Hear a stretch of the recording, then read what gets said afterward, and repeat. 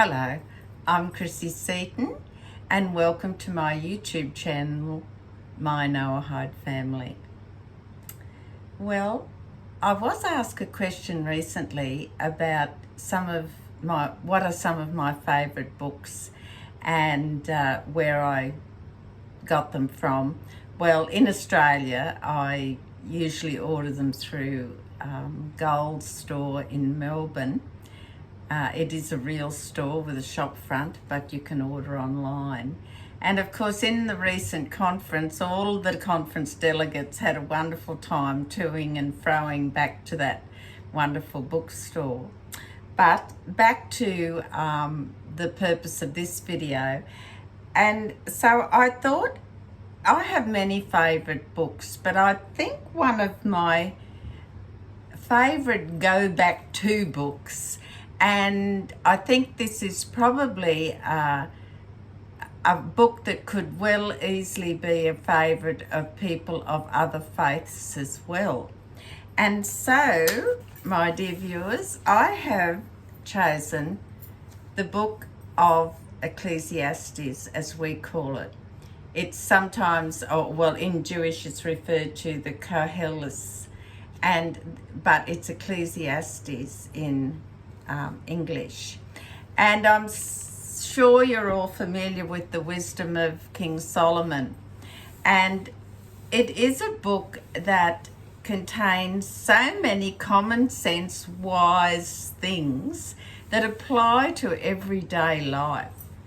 And we read them and we think, yes, I need to follow that more carefully. But anyway, let's just take, and this is by no means an in-depth look at the whole contents of Ecclesiastes. It's just an overview that I want to give you and perhaps renew in you a desire to look again at some of those writings, because they are brilliant and one could spend a whole month pondering on just one verse. So let's have a look at, briefly have a look.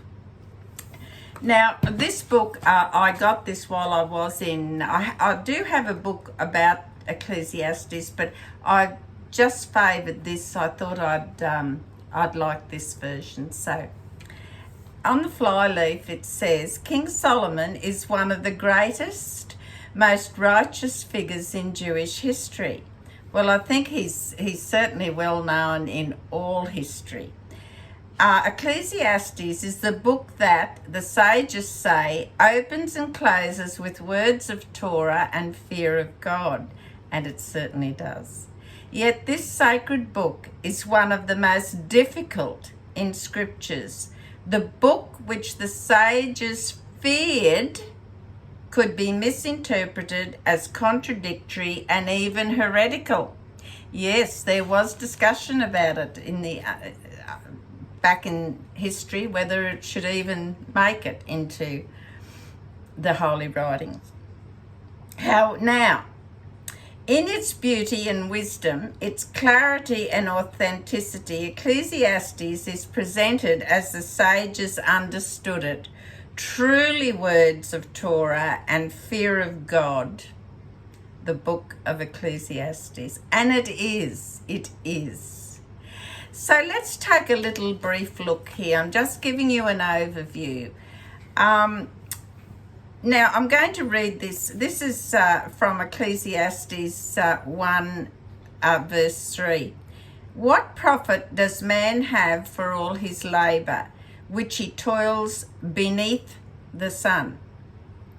Now, and the Academy of Rabbi Yannai says, only in striving for benefit in what is under the sun is there no gain, but in striving for Torah, which preceded the sun, there is benefit.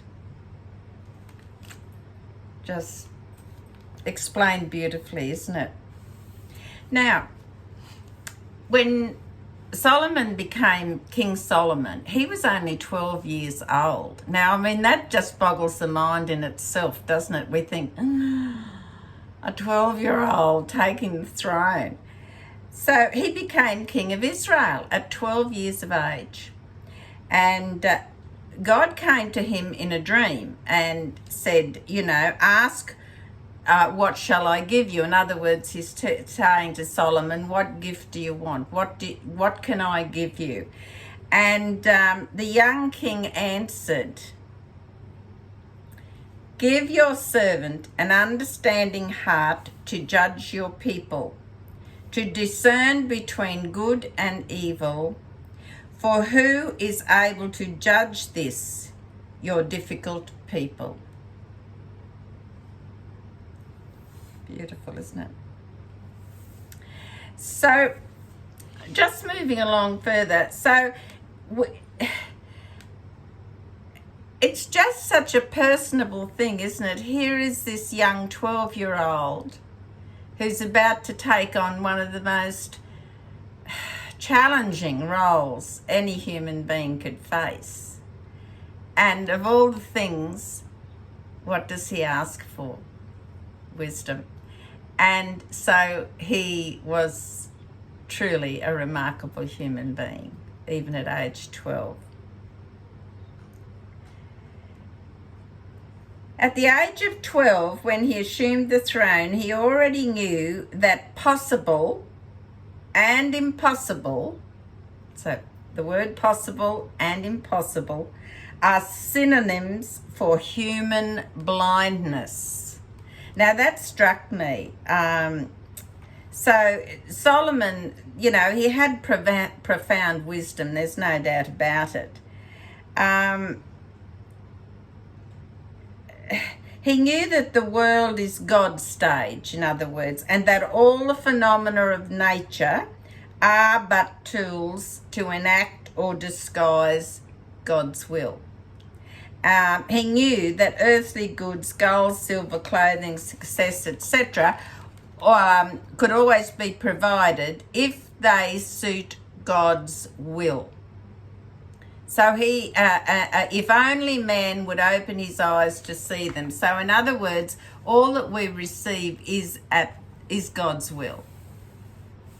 He knows what we need. We might think we know what we need, but God knows what we truly need. And sometimes that's a little bit of a poke in the side of the ribs. We need to be aware of that. It goes on and talks about, when eyes are opened, and it gives the example here, the instance of what man can see if he is willing to look with spiritual eyes is found in the Torah. And this is the story of Hagar, the Egyptian princess who became Abraham's second wife. And this was after him and Sarah failed to produce offspring. They hadn't had a child. Many years had elapsed with no birth of a child. Hagar gave birth to Ishmael. But after the birth of Isaac, finally Abraham and Sarah gave birth to a child through Sarah, and he was called Isaac. So after the birth of Isaac to Abraham and Sarah, Ishmael became a physical and moral danger to the young heir.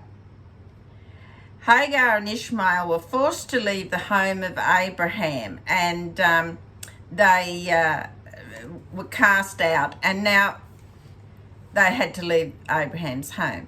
Now, the Ishmael became ill. They were in the desert. His distraught mother moved off into the distance to avoid watching him die. So you'll all know this story. Then a miracle happened. Now, this is the important thing. And God opened her eyes, and she saw a well of water. Now, that comes from Genesis chapter 21, verse 19. Now, note the verse closely. It does not say that a well was miraculously created. It says that Hagar's eyes were opened. So she was alone in this midst of desolation and desperately searching for water for her ill son. Why hadn't she seen the well earlier?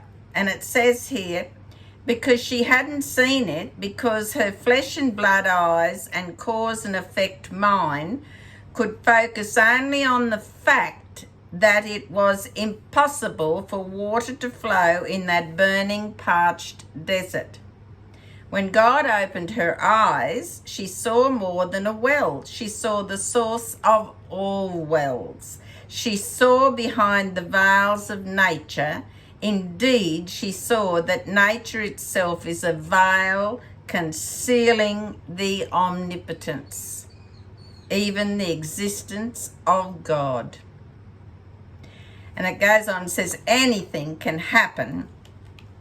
And it goes further, says the same God who commands oil to burn can command vinegar to burn, and the same God who made the desert can transform it into a Garden of Eden. When our eyes are open, the possibilities are astounding. It goes on further now and says that Solomon knew the sort of wisdom he sought, the ultimate depth of Torah knowledge, was beyond human power to attain. So he asked wisely, didn't he? How dare he even make the request? Logically, he should have contented himself with normal wishes of kings. Wealth, peace, glory, triumph, etc., etc. But he didn't. Because they were meaningless to him. They were of no value in the eyes of Solomon if they were unaccompanied by wisdom. Remarkable, remarkable. And indeed, the wisdom which finally came, his cherished heavenly gift, became the proof that he had chosen well. After becoming the wisest of men and amassing a lifetime of learning and experience, Solomon said, futility of futilities. And this is in Ecclesiastes chapter 1 verse 2. He knew when he became king that only Torah wisdom mattered, as it should matter to us, to all mankind. And at the end of his days he would know it all the more, meaning know Torah all the more. So Solomon disclaimed all the gifts of the temporal world. Instead, he asked for the gift that was beyond attainment, because a young man who grew up in the house of King David knew what Hagar had learned. God can open eyes to wells and hearts to wisdom. If Solomon could have wisdom, he would have all the gold and glory he needed and more. Without wisdom, there would be fool's gold and empty vanity. That's something to dwell on, isn't it, for us? So, listening, heedful, understanding heart. God declares that he dedicates his entire essence to someone outside of himself. His entire being is dedicated only to the service of God. It is this desire that stamped Solomon as the master of wisdom. And of course, we often say that, the wisdom of Solomon, The child makes a really, really extraordinary comment, and we'll say, the little Solomon there, wisdom of Solomon. How many of us have read some of those sayings, some of those verses in Ecclesiastes? And you just couldn't put it better yourself, could you? So it goes on and talks about Solomon wanted a heedful heart, a heart that was forever ready to listen and understand what its creator demanded of it, because it was that sort of wisdom that Solomon craved. And this is what we should be asking, certainly for the things we need, but we should be asking for wisdom when we studying something, or when we're trying to understand something, or when we're dealing with the difficulty of some description. Ask for the wisdom to deal with this correctly in the right way.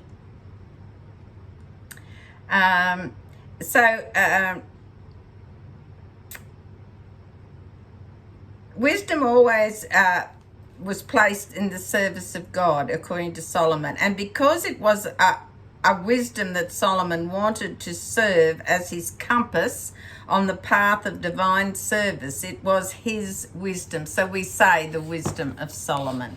So there is a lot more, and it goes on and says that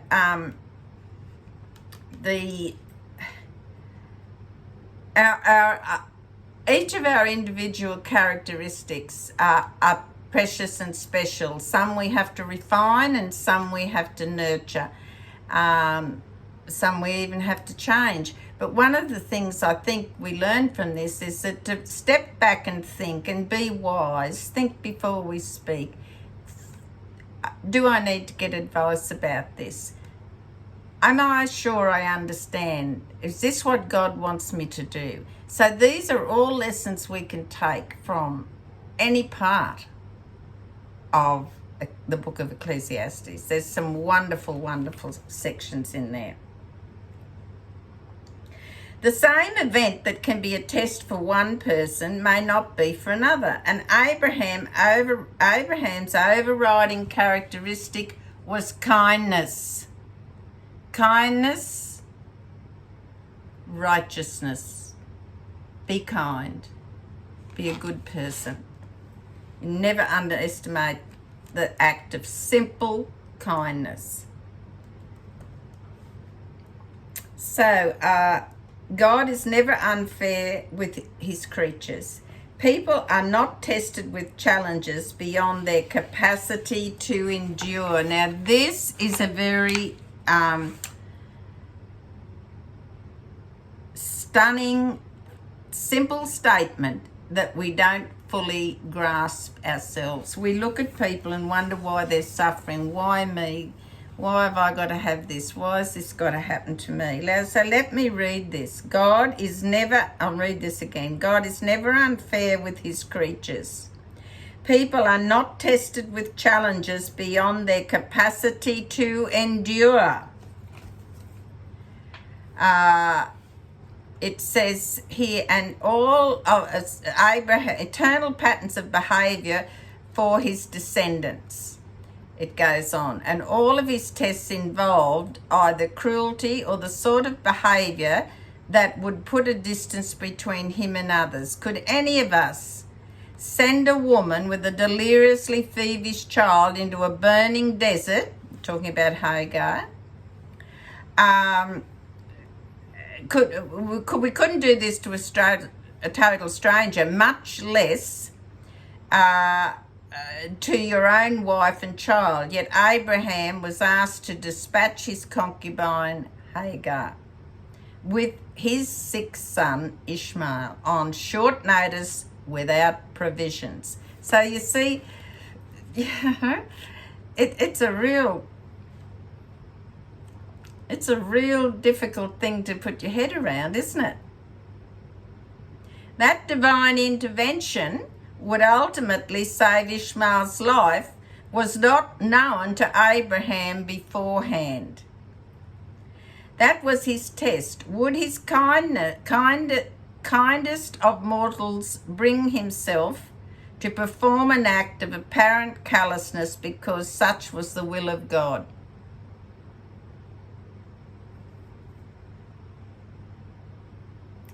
Abraham had spent his entire adult life preaching that the true God did not want human sacrifice, that the God of mercy sought to salvage human life, not destroy it. If he were to sacrifice his own beloved son, how could he ever hope to draw people close to God again? His teachings would be ridiculed, his reputation discredited. So now we're talking about the episode where he was asked to put Isaac, the son that was born from Sarah, to sacrifice Isaac. So, you know, how could, it just boggles the mind, doesn't it? So that David and Solomon, that father and son, were the greatest kings Israel ever had, but they were very different personalities. You have to remember that. And they are with very different missions. So people are chosen to do certain things because of the wisdom that's beyond us. We don't always understand, why me? Why do I have to suffer this? What did I do to deserve this? Why me? Please God, why me? What have I done? Well, it's a honing, and it's tempering the precious metal that you are. It's for our purpose, and we have to be grateful for that. And some people seem to suffer endless mishaps, sadness, illness, etc. And it's not for us to question why. God in his wisdom understands, and we have to try to understand that as well. Difficult as it is. Very difficult. So I'm going to end on that note. It's really just an introduction to the book of Ecclesiastes, but I will continue on at times and read a few verses from it and their explanation, because in fact I may even read a bit more of the introduction. I will just see what the response is to this video. But you can see again that, verse 1 contains is up here, or the English, and then you've got almost 3 columns of description and explanation. So it's like all scriptures and their commentaries. There's a lot of information that helps us to understand. Actually, it's almost 4 columns, I beg your pardon, of explanations just on verse 1.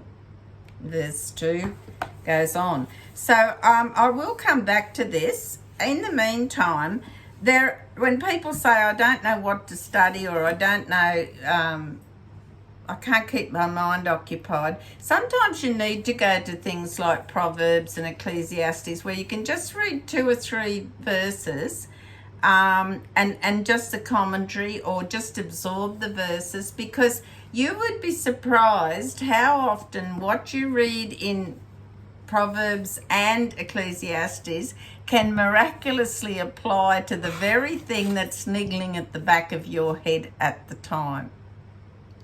So don't overlook these books, because they can speak to you in a way that resonates with your confusion or your disappointment or your question or whatever it may be. So I hope you've enjoyed this video. Don't forget to subscribe to my channel, and I'll talk to you again soon. In the meantime, please take care and God bless.